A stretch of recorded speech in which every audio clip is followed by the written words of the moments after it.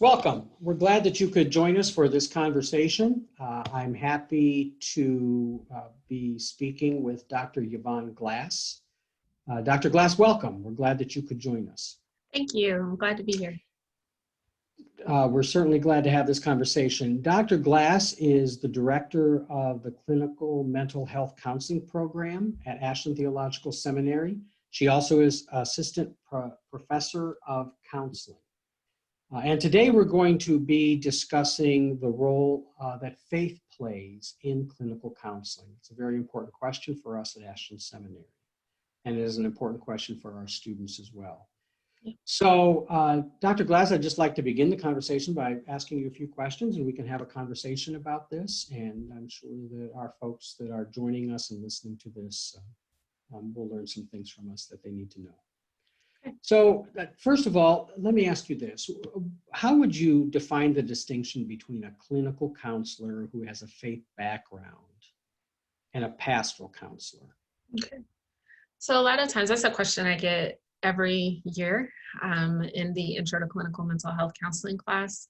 So the biggest distinction is scope of practice. A pastoral counselor comes from a theological background, and they deal explicitly with issues surrounding spiritual matters, sometimes conflicts within those theological questions.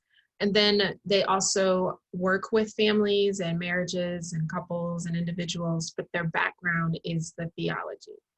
So pastoral counselors tend to be like ministers or pastors that have within their scope of practice the ability to do some type of counseling.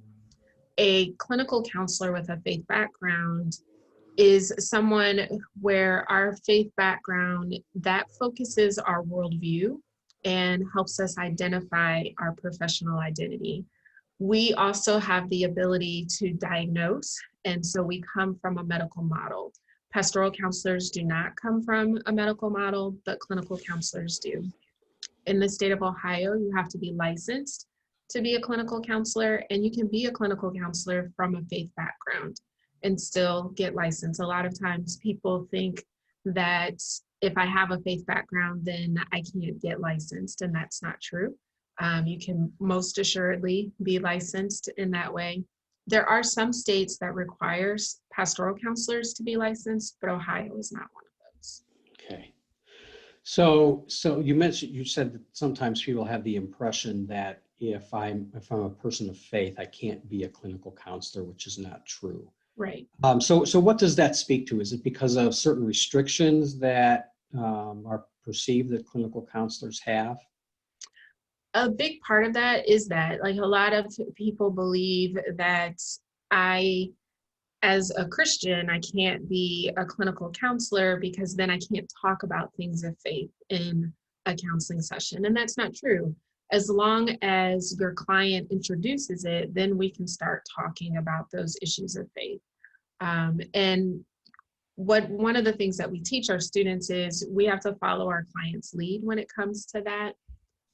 And one of the things that I've learned over the years, and even my dissertation focused on this, is that people want to bring in their faith concerns, like the issues that they have, questions that they have about the church, about theology, about God, and how that interfaces with the challenges that they're experiencing in life.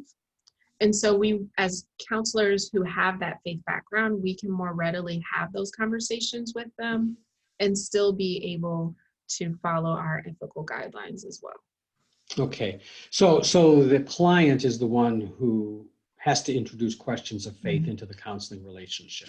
Correct. Yeah. Well, one of the things I hear you saying, which I think is important, is that counselors, the human beings have a spiritual dimension to us, right, that we can't ignore.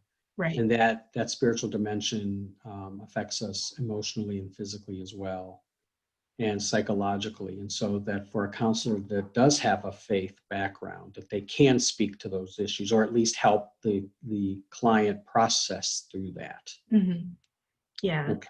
I think it's a big distinction is to make sure that we're helping them process it, but that we're not inserting our ideas. Okay. That it's more about how can I help you process this so that life is going more smoothly for you. Whereas a pastoral counselor, because they have that theological background, they are going to be inserting some theological ideals, but they have that within their scope of practice. They have the background to do that. Most counselors that are licensed, even if we have a faith background or we've taken 1 or 2 classes, we don't have that within our scope of practice to be able to insert that into the counseling process. Very good. Thank you. That's a very helpful distinction.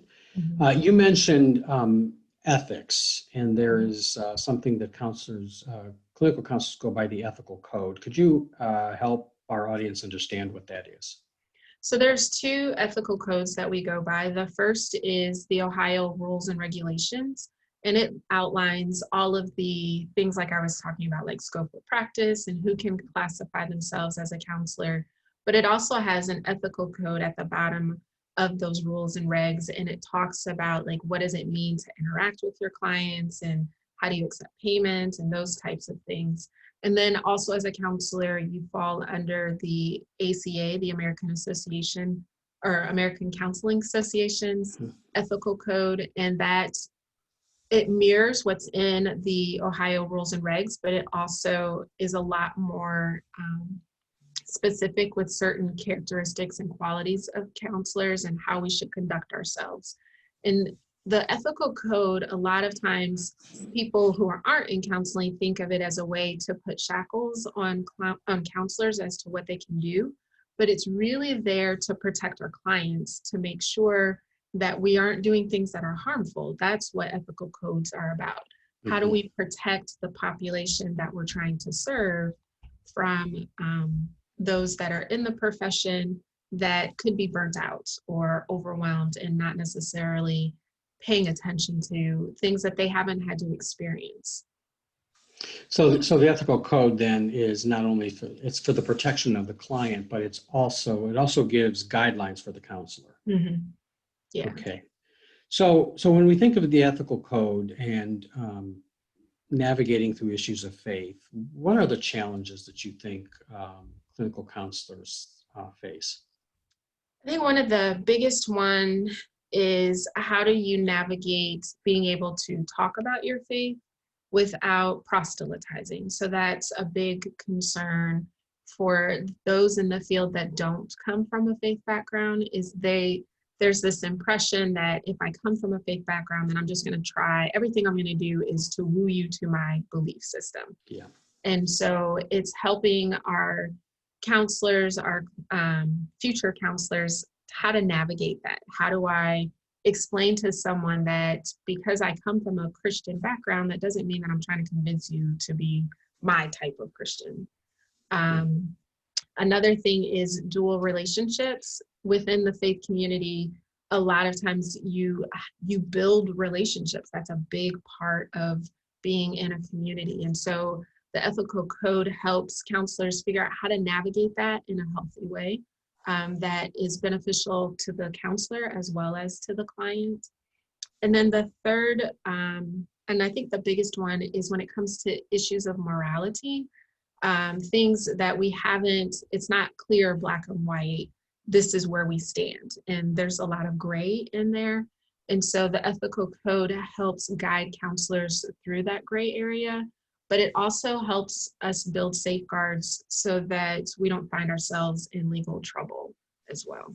Okay, very good, very good. So what do you think is, when it comes to faith dynamics in counseling, what can get counselors into trouble? Obviously, one of the things you mentioned is trying to proselytize a client. Anything else that you can think of that can get a counselor who's coming from a perspective of faith, maybe into a situation which is probably not good for them? The biggest one I think would be in areas where the ethical code is not explicit, or if there's something that you as an individual disagree with and you want to place that on your client. So there are certain hot topics in our culture that there are people in the church that are on both sides of the fence. And as a counselor, you want to make sure that you're always open for clients to come to you, but you still don't want to compromise who you are at your core. And so a big challenge for counselors that come from a faith background that have landed on somewhere along that continuum is how do I protect myself without compromising myself, but also serving my clients at the same time.